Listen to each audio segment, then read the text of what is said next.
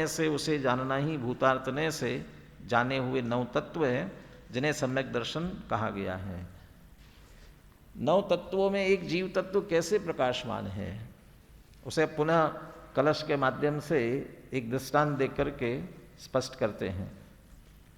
अब इसी अर्थ को पुष्ट करने वाला कलश लिखते हैं और उसमें प्रेरणा देते हैं कि ये भव्यजनों, तुम नव तत्वों में प्रकाशमान एक आत्म ज्योति को ही देखो।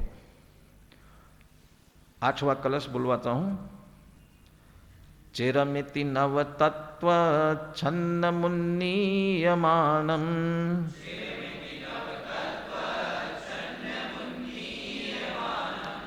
कनकमिव निमग्नं वर्णमाला कलापे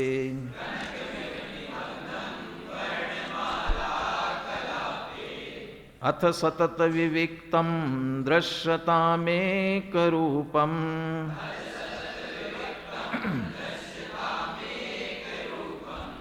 प्रतिपदमिदमात्मज्योतिरुद्योतमानम्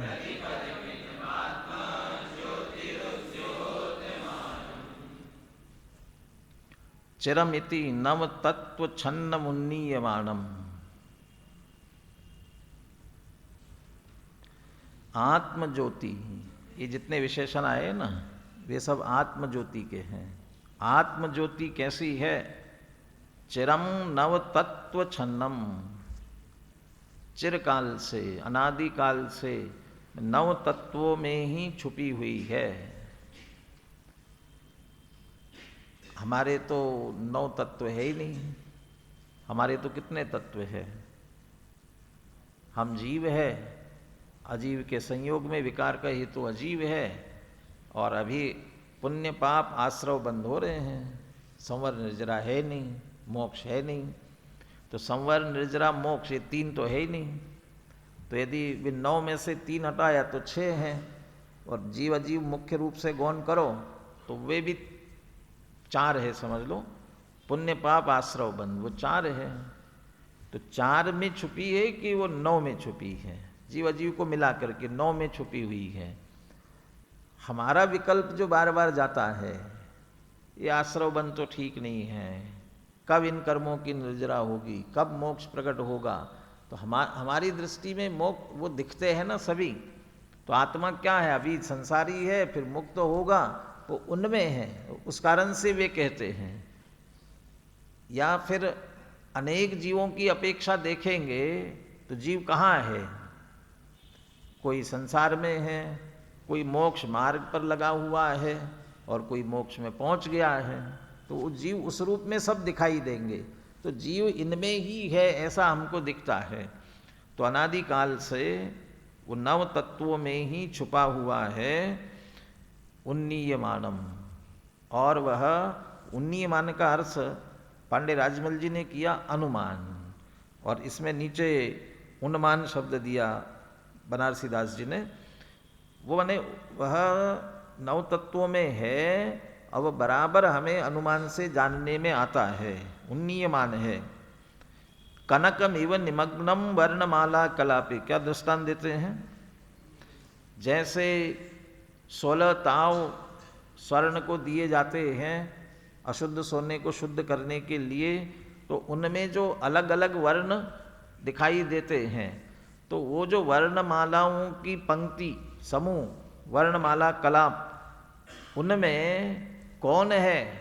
भले ही वो अलग अलग वर्ण दिखाई दे रहे हो, कहते उन सब में कनक ही निमग्नम, सोना ही है उन सब में।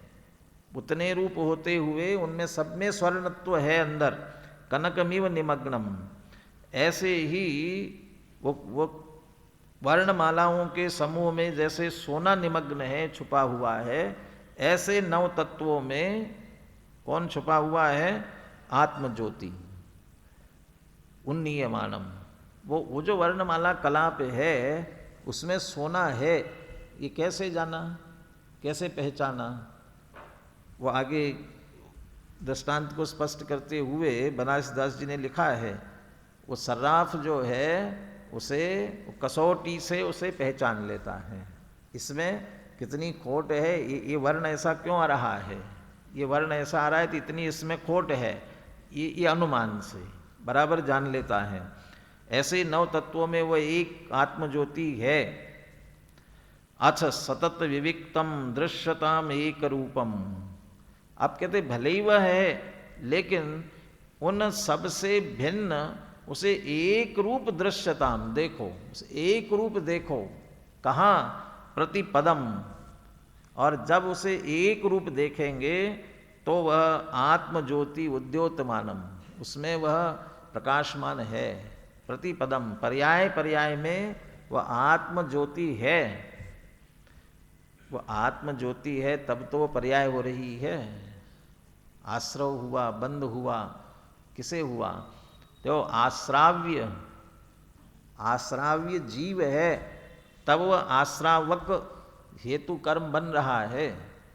यदि जिस जीव में आश्राव्य, जहाँ पर जीव है ना, उसी जगह अमूर्तिक आकाश भी है। वो आकाश को कर्म आश्रवित होकर के बंधते नहीं हैं। क्यों नहीं बनते हैं? क्योंकि वह आश्राव्य नहीं है, वह बंध्य नहीं है, इसलिए वह आश्रावक और बंधक नहीं हो पाते हैं। माने जीव में आश्रव होने की योग्यता है, माने उस आश्रव रूप विकार अवस्था में जीव प्रकाशमान हो रहा है, जीव है। दुख अवस्था ये बताती है कि इस जीव में सुख स्वभाव है।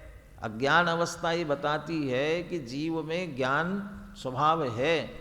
वो ऐसा करे, उसमें वो उन सभी पर्यायों में एक आत्मा, आत्मज्योति उद्योतमान, प्रकाशमान है। और उसे शुद्ध नय से देखेंगे, वो एक रूप देखेंगे तो हमें दृष्टि में आती है। तो इसलिए उद्योतमान, वहाँ 9 तत्वों में अनुमान से निर्णय करना, और जब शुद्ध नय को मुख्य करके देखेंगे तो निश्चित रूप से हमारी दृष्टि में वह प्रकाशमान होकर के अनुभव में आती है। अनुमान और अनुभव दोनों का विषय है। कलश टीकाकार का अंश पढ़ेंगे, उसमें इस बात को इस तरह से स्पष्ट किया। श्लोकार्थ पहले पढ़ते हैं। जिस प्रकार वर्णों के समूह में छुपे हुए एकाकार स्वर्ण को बाहर निकालते हैं, उन्नीयमान को बाहर निकालने के अर्थ में लिया। मैं अनुमान शब्द उससे लेकर के मैंने अनुमान शब्द दिया, या उन्नीयमान कहा, उसको बाहर निकालना। तो अनेक प्रकार के वर्णों में अनेक खोट मिली हुई, इसलिए अनेक प्रकार के वर्ण हो रहे थे, लेकिन उसमें से जो उनमें निमग्न सोना था उसे उन्नीयमानम अलग निकाला जाता है। ऐसे ही नव तत्व, उसी प्रकार 9 तत्वों में बहुत समय से छिपी हुई आत्मज्योति शुद्ध नय के द्वारा बाहर निकालकर प्रकट की गई है। उन्नीयमान का अर्थ ही बाहर निकाल करके प्रकट करना। बाहर कैसे निकालना? वो कहते अनुमान से जानना। इन सब में आत्मा है। और यह आत्मज्योति पद पद पर, अर्थात प्रत्येक पर्याय में चित चमत्कार मात्र एक रूप उद्योतमान है, प्रकाशमान है। इसलिए हे भव्य जीवो, तुम इसे सदा ही अन्य द्रव्य एवं उनके आश्रय से होने वाले नैमित्तिक भावों से भिन्न विविक्तम, सतत विविक्तम, विविक्त शब्द का अर्थ लिया अन्य द्रव्य और उनके आश्रय से होने वाले नैमित्तिक भावों से भिन्न एक रूप देखो। एक रूपम दृश्यताम, से एक रूप ही देखो जो कि पर्याय पर्याय में बराबर प्रकाशमान हो रही है। श्लोक पुनः एक बार रिपीट करते हैं। चिरमिति नव तत्व छन्न मुन्नीयमानम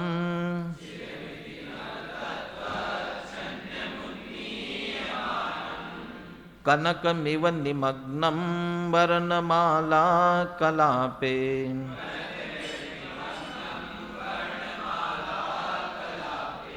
अथ सतत विविक्तं दृश्यतामेकरूपम्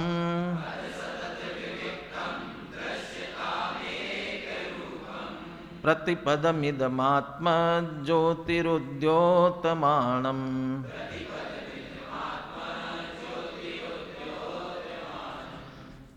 बोलिए, श्लोक पद्यानुवाद दोनों बोलिए।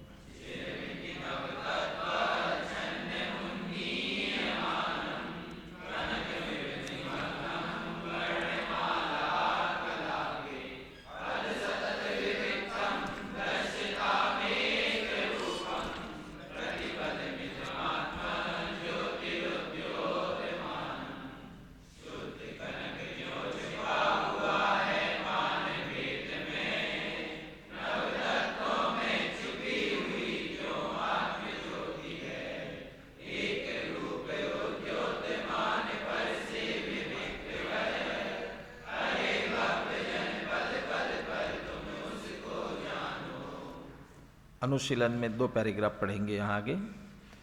और दूसरे पैराग्राफ में जो दृष्टांत को स्पष्ट किया वो कल अपन बनारसीदास जी के भावानुवाद में भी पुनः पढ़ेंगे। खान में पड़ा हुआ स्वर्ण अपनी आरंभिक अवस्था से ही अनेक अन्य पदार्थों से मिला हुआ रहता है।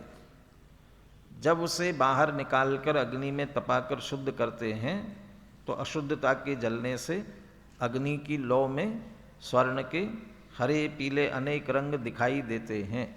ये हो गए वर्णमाला कलाप समूह उनका। तथापि वह कहलाता तो स्वर्ण ही है। क्या शुद्ध किया जा रहा है? स्वर्ण शुद्ध किया जा रहा है। तो उनमें सब में कनकमिव निमग्नम, कनक ही स्वर्ण ही रहता है। भले ही वह स्वर्ण कहलाए, तथापि स्वर्ण का पारखी सर्राफ उसका मूल्य उतना ही देता है कि जितना उसमें शुद्ध स्वर्ण है।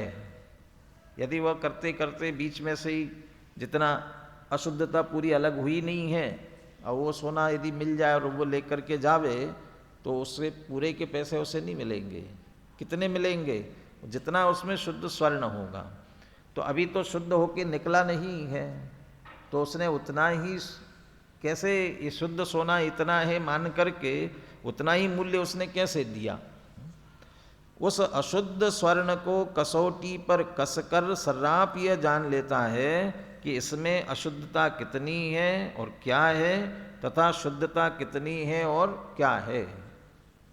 तो पीछे वो 3 अवस्था दी थी ना, शुद्ध, अशुद्ध और मिश्र, वो 3 प्रकार की अवस्थाएं। वो तीनों अवस्थाएं कैसी है, क्यों हो रही है, ये सब अनुमान से उसमें से ऐसे जाना जा सकता है। पारखी उसमें से बराबर जानते हैं। ऐसे नयों के ज्ञाता, वस्तु स्वरूप को जानने वाले, ये बराबर उसमें से समझ लेते हैं। क्या करते हैं फिर वे? अशुद्धता की उपेक्षा कर शुद्धता की कीमत देकर उसे प्राप्त कर लेता है। अशुद्धता की उपेक्षा कर शुद्धता की कीमत देकर उसे प्राप्त कर लेता है। माने व्यवहार दृष्टि प्राप्त नहीं कर पाएगा। आया ये तो अशुद्ध है, फेंक दो इसको, ऐसा कह करके फेंक देगा तो मिलने वाला नहीं है। और वो उसमें ही शुद्धता दिखेगी ना उसे, और दिखेगी तो उसे बराबर वो ले लेता है।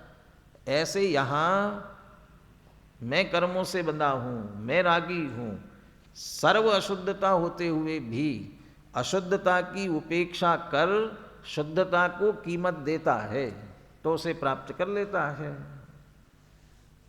एक वाक्य मैंने सुनाया था पहले भी, सफल कौन होता है और असफल कौन होता है?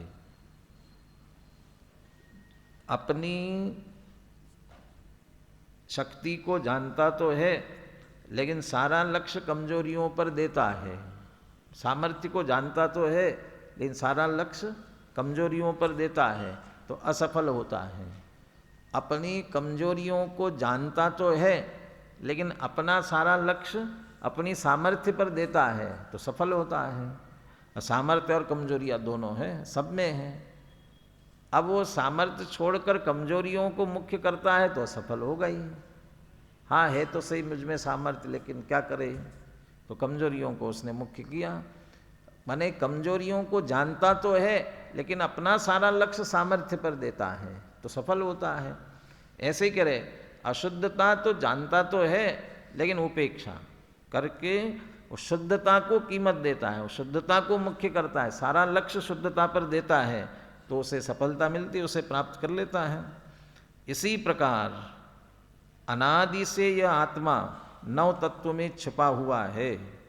शुद्ध नए के प्रयोग से आत्मार्थी यह जान लेता है कि असली आत्मा क्या है और उसमें ही अपनापन स्थापित कर उसमें ही जमकर रमकर मुक्ति मार्ग पर आरूढ़ हो जाता है। ये दृश्यताम एक रूपम अत सतत विविक्तम दृश्यताम एक रूपम। तो इसमें सब में शुद्ध नए को मुख्य करते, इसको भूतार्थ शब्द का जो प्रयोग किया उसे मुख्य करके उस एक शुद्ध आत्मा को देखे तो सम्यक्त्व की प्राप्ति, उसे ही आत्मा की प्राप्ति कहा गया। आत्मा की प्राप्ति कहो, द्रव्य की मुख्यता करे तो आत्मा की प्राप्ति और पर्याय की मुख्यता करे तो सम्यक्त्व की प्राप्ति होती है। अब इसके उपायभूत जो प्रमाण नय निक्षेप, वैसे प्रमाण नय की मुख्यता करते हैं, ये निक्षेप भी एक जानने के उपाय है। इसलिए आगे जो पुनः टीका लिखी है इसके बाद में, ये कि उसके जानने के उपाय जो है वे भी तो उपयोग में लेने पड़ेंगे ना, तो वे भी तो प्रयोजनभूत है, इसलिए भूतार्थ है। तो वे कब भूतार्थ होते हैं और कब अभूतार्थ होते हैं, ये चर्चा प्रमाण नय निक्षेप के लक्षण आप पढ़ चुके हैं, इसलिए आपको कठिन नहीं लगेगा। सिर्फ भूतार्थ अभूतार्थ कैसे होते हो दृष्टिकोण समझने की बात है। और उसके बाद एक कलश बहुत मार्मिक आया है, नवा कलश। तो कल आप ये इतनी टीका और नवा कलश ये देख कर क्या, अभी अपने को ये इसके 8वें कलश के बनारस दास जी का छंद और पांडे राजमल जी की टीका, ये इस पर भी चर्चा करेंगे।